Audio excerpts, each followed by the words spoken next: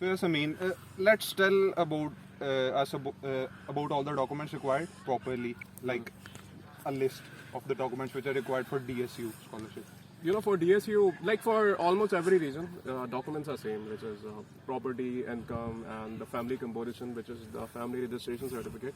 Okay. And you can achieve all these documents from the required authorities. Like if you talk about family registration certificate, we only have NADRA in Pakistan, which issues you all sort of, these sort of. That is even required for the visa.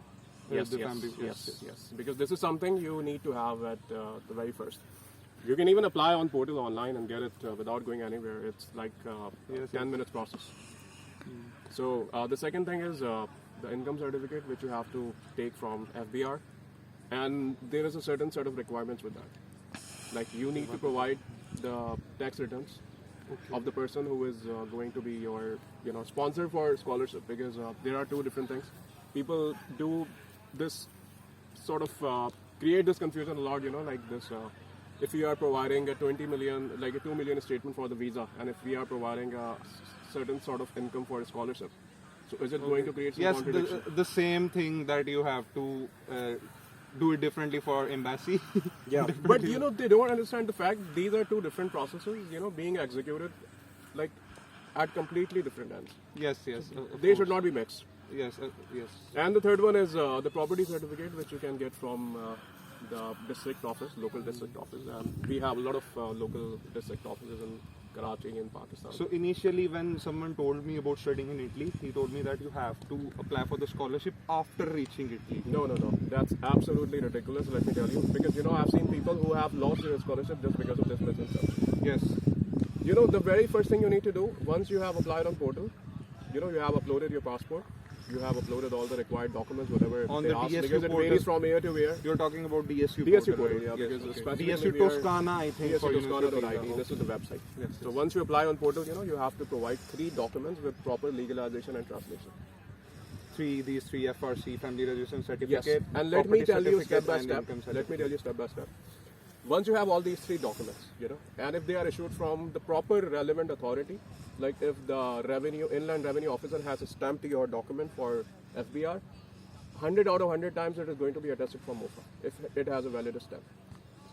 Same goes to property certificate. So in Punjab we had a lot of problem of income certificate getting attested by MOFA. Yeah, because it's fake, it's bogus. And you understand the fact, people are so desperate to come here. They just don't follow the right that process. is a whole different topic, so we don't need let's to go into get not into that. Yeah.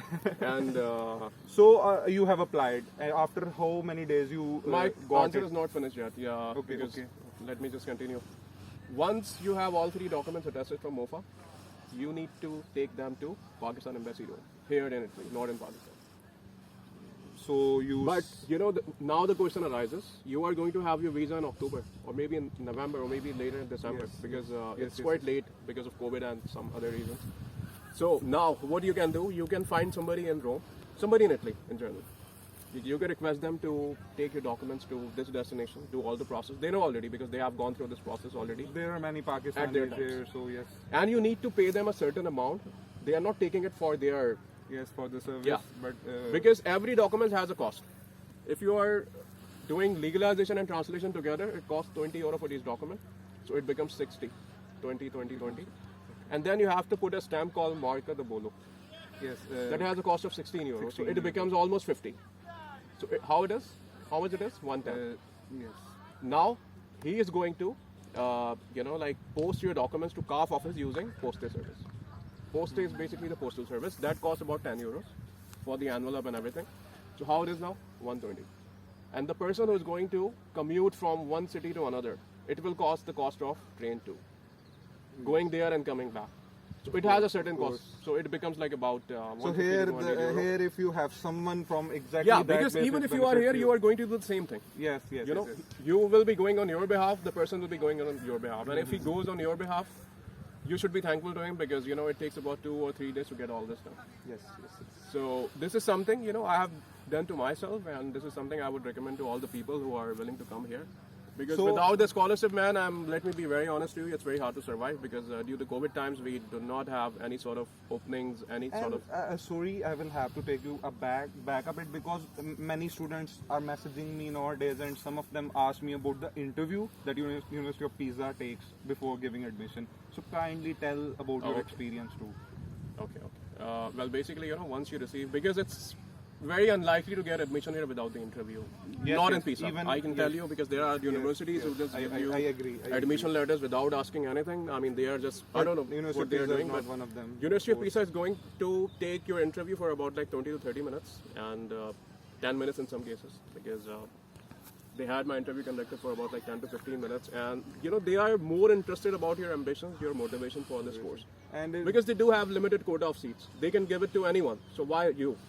So you have to prove yourself what exactly you are going to do, once you have this master's degree. Is it relevant to your previous education? Is it relevant to, the ambitions you have for yourself in your life? So you have to satisfy them, and they can ask you about your previous background. Like for example, if you are applying for computer science, they can ask you something about programming languages. If you are coming into networks, they can ask you something about layers, protocols.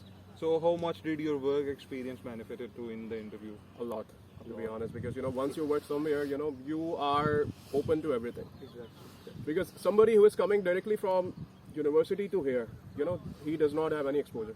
He has not seen the things directly, like by working somewhere or because once you work in a cooperative environment, once you get the exposure, it becomes very easier for you to, distinguish the things, to present yourself in a better way. Yes. Because, here you are selling yourself. If you're giving an interview, you are selling a product, which is you. So you have to convince them you are the right person for this right position. And you only have a few minutes or maybe like 5, 10, 15 minutes with them. So Okay, this is our, that all is I a would very say. nice explanation. So now come back to the scholarship. So you got that done. The step which you told us about sending the documents and getting them attested, and then after that, Okay, tell us yes. about your experience. Okay. What- Once how- everything is sent before the deadline, and let me tell you, in my case, the deadline was September 4th okay. and November 16th. Now, there are two deadlines. What is that? Let me tell you. Yes. September 4th was something, if you send one document complete with the legalization, and if two documents are missing, you can actually integrate those documents by 16th November, Okay, which was okay. the deadline.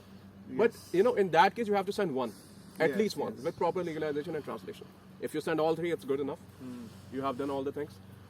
But if you have not sent anything before the 4th of September, which was the deadline in my case, it is definitely going to be different now, this year and every year. So once you send all these documents before the deadline, which could be 4th, 16th, whatever the DSU assigns. So now they are going to publish a list after that. And the list will have your status.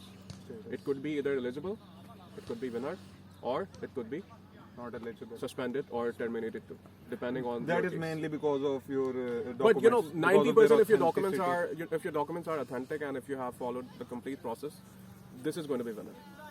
Winner, not even eligible. Direct Even winner. if it is eligible, after some time it will be winner because they have limited number of seats to accommodate people, and this is how it works. So, let's not get into that.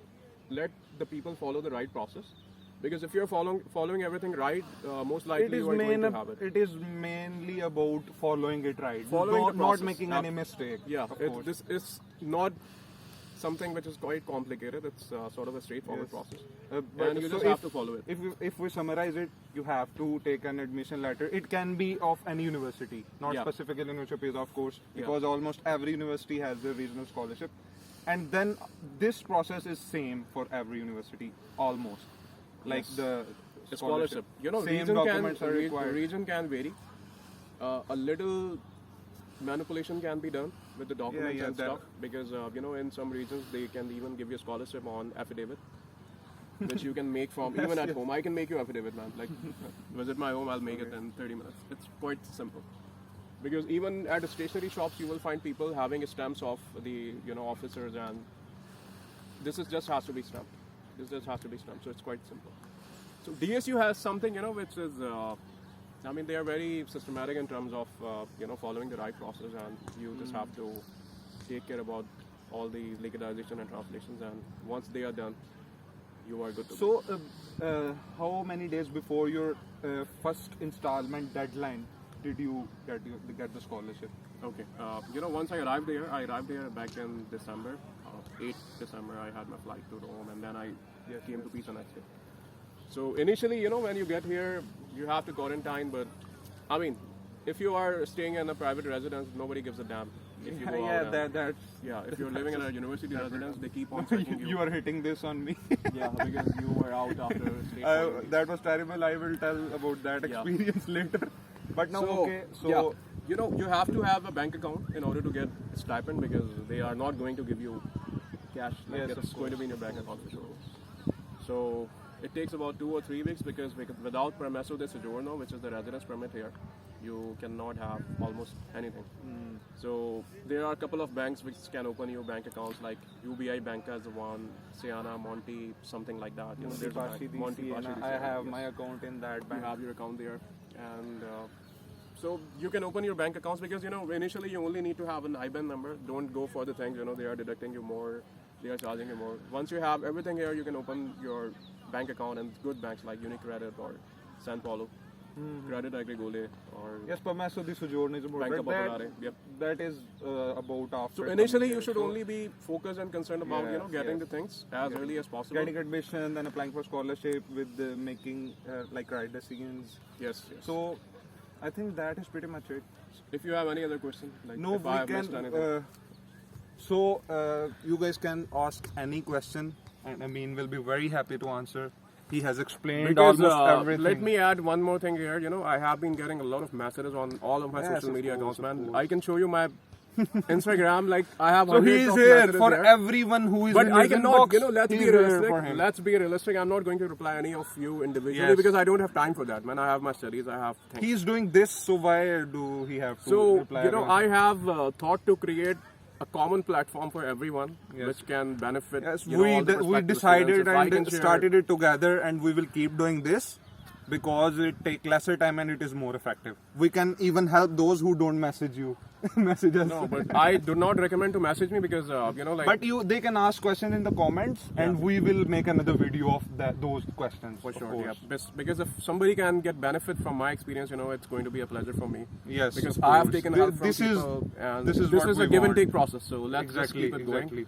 And, He arrived 2 months before me, and he even helped me by telling me what to bring and what to expect. So yes, he will do the same for you. So okay, Ameen, thank you so much. I think that was great. let me know if you need anything else. Okay, Ameen, Take care, man. surely. So okay, bye.